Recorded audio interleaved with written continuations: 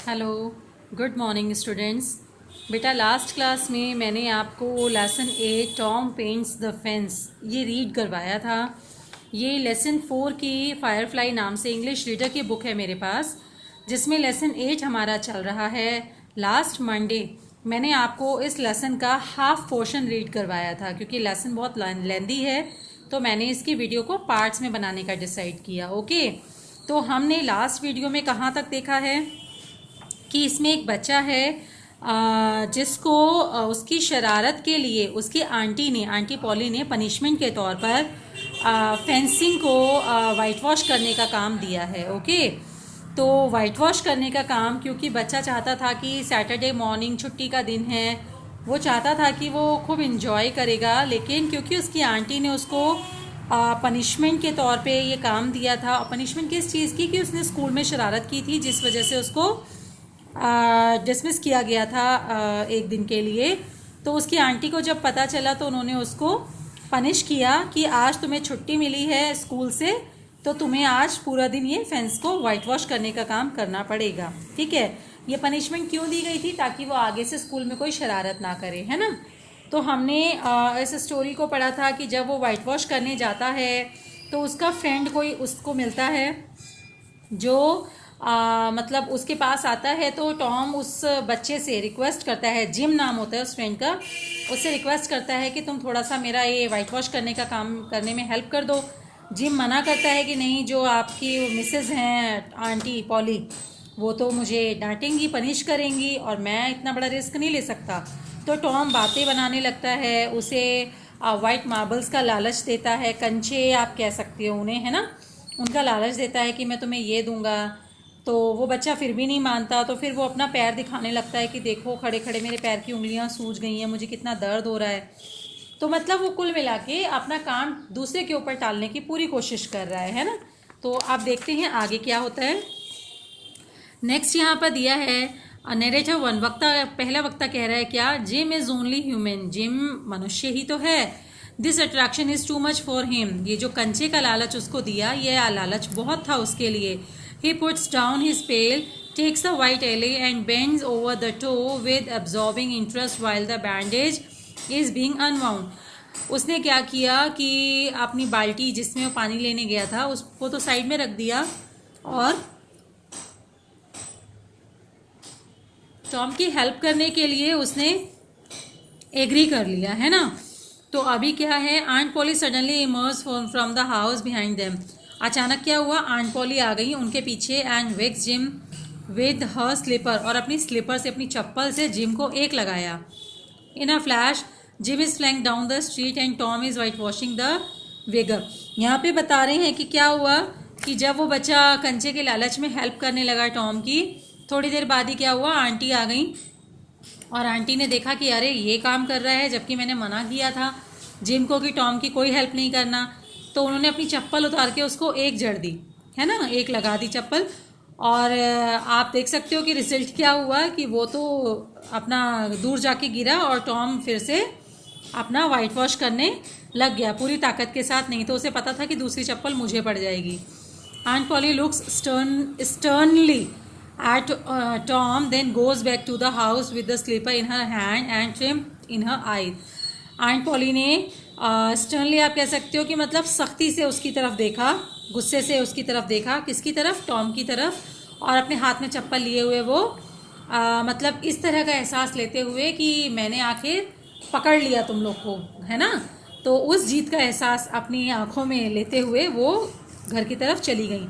But Tom's energy did not last, लेकिन Tom की energy ख़त्म नहीं हुई। He began to think of the fun he had planned for this day. वो सोचने लगा अपने प्लान्स के बारे में जो उसने आज की छुट्टी के लिए बनाया था। एंड हिज सोरोज मल्टीप्लाइड, और उसका दुख कई गुना बढ़ गया। Soon the free boys would come tripping along on all sorts of delicious expedition. मतलब थोड़ी ही देर बाद वहाँ पर कुछ लड़के आए जिन्होंने मतलब बहुत ज़्यादा मस्ती करने का बढ़िया प्लान कर रखा था। वो लोग उधर से निकले, and they would make a world of fun of him for having to work. The very thought of it burnt like him like fire. He got out his worldly wealth and examined it. तो क्या हुआ, वो लड़के जब वहाँ से निकल रहे थे तो उन्होंने टॉम को काम करते हुए देखा, तो उसके लिए कुछ मजाक वाले शब्द कहे। तो इससे क्या हुआ, इससे टॉम के अंदर बिल्कुल ऐसा ही गुस्सा आ गया उसको, जैसे कि आग नहीं जल जाती, तो उस चिढ़ वाली मतलब ऐसी कोई एक किलस वाली आग उसके अंदर लगने लगी कि ये लड़के मतलब मेरा मजाक उड़ा रहे हैं ना। Bits of toys, marbles and trash, enough to buy an exchange of work may be, but not half enough to buy so much as half an hour of pure freedom. मतलब कुछ खिलौने या कुछ कंचे या कुछ कबाड़ शबाड़ जो भी बच्चों के पास होता है, मतलब किसी काम के बदले में देने के लिए तो ठीक था, लेकिन अपनी मतलब इस झंझट से पूरी आज़ादी पाने के लिए काफ़ी नहीं था। So he return his straitened means to his pocket. तो क्या हुआ कि जो भी वो सोच रहा था कि मैं ये जो लड़के आए हैं इनसे हेल्प ले लेता हूँ, लेकिन उसके पास क्या है बदले में देने के लिए, कुछ खिलौने कुछ कंचे वगैरह, तो उसे लगा अरे नहीं नहीं ये काम नहीं कर पाएगा, तो उसने अपने इस प्लान को अपनी जेब में डाल दिया, यानी ये विचार ही छोड़ दिया कि ये लड़के मेरी हेल्प करेंगे, और ट्राइंग टू बाय, और उसने क्या किया, उन लड़कों से कोई बात ही नहीं की कि मतलब कि आप सौदा करने की कोशिश ही नहीं की। At this dark and hopeless moment, as an inspiration burst upon him, nothing less than a greater magnificent inspiration. मतलब कुल मिला के क्या हुआ, वो फिर से निराश और होपलेस हो गया, मतलब, और उसको क्या लगा कि अरे यार कोई फ़ायदा नहीं है इन लोगों का, तो वो फिर से अपने काम पे लग गया, और उसको ऐसा लगा इन लोगों से उम्मीद करने से अच्छा है मतलब कि चलो अब सर पे पड़ी है तो खुद ही करता रहता हूँ। तो Tom takes up his brush and goes tranquilly to work. Tom ने क्या किया, अपना ब्रश लिया और फिर आराम से प्रेम से पेंट करने का काम करने लगा। Ben Rogers come into site hopping skipping and jumping. तभी टॉम ने क्या देखा कि बेन रॉजर, एक और बच्चा है उसी की गली का, जो खेलता कूदता फानता उसकी तरफ आ रहा है। This is the very boy of all boys whose ridicule Tom has been dreading.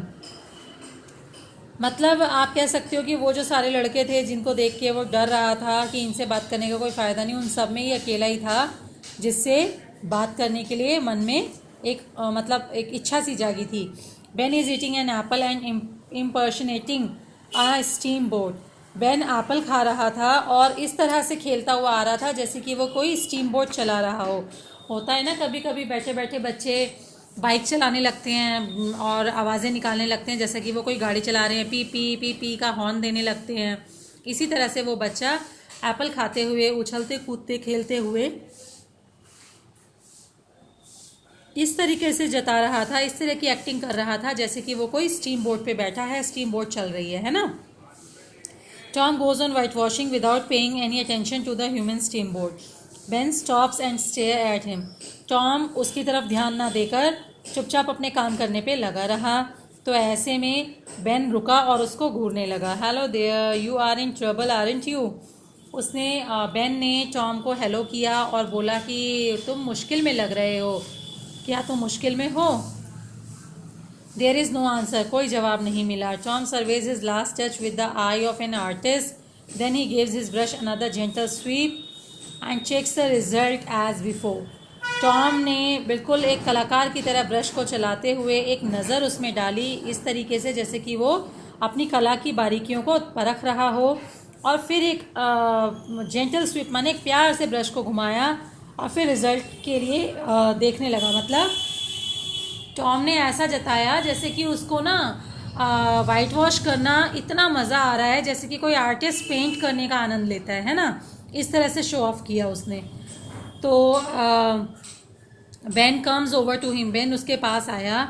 Tom's mouth is watering for the apple, Tom को तो एप्पल देखकर मुंह में पानी आ रहा था, but he sticks to his work, लेकिन वह अपने काम पे लगा रहा, चिपका रहा, with a look of utmost concentration, और इस तरह से दिखाया जैसे कि वो बहुत ही लगन से अपना काम कर रहा है।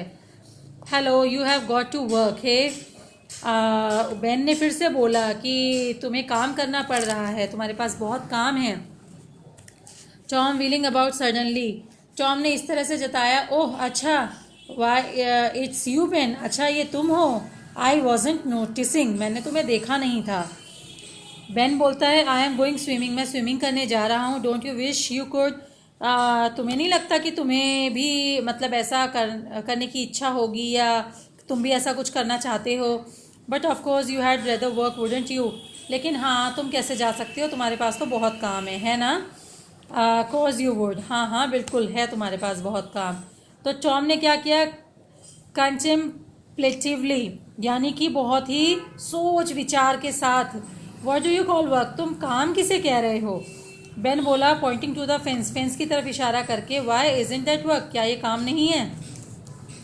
Tom resumes his white washing, well may be it is and it is not, हाँ शायद है शायद नहीं है, all I know is it suits Tom swear, मतलब टॉम ने ऐसा जताया कि जिससे तुम काम कह रहे हो वाइट वॉश करने को, एक्चुअली ये तो मेरे लिए मतलब एक काम कह भी सकते हो नहीं भी कह सकते हो, दरअसल मुझे ये पसंद है।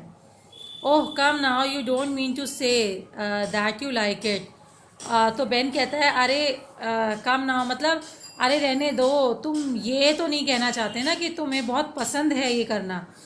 तो continues whitewashing with utmost concentration like it, well I don't see why I shouldn't like it, तो वाइट वॉश करते रहते हुए ध्यान से, मतलब अपने आप को इतना बिजी दिखा रहा था टॉम, और बोला कि क्यों पसंद क्यों नहीं होना चाहिए। Does a boy get a chance to whitewash a fence every day, क्या किसी लड़के को रोज़ रोज़ पुताई करने का रंगाई करने का टाइम मिलता है या काम मिलता है, मतलब ये काम इंटरेस्टिंग क्यों नहीं हो सकता। This puts the thing in a new light for Ben, इससे क्या हुआ कि बेन के मन में एक नया विचार उत्पन्न हुआ। बेटा ये वीडियो काफ़ी लेंदी बन रहा है, इससे आगे मैं आपको थर्ड पार्ट में एक्सप्लेन करूँगी। Okay, thank you.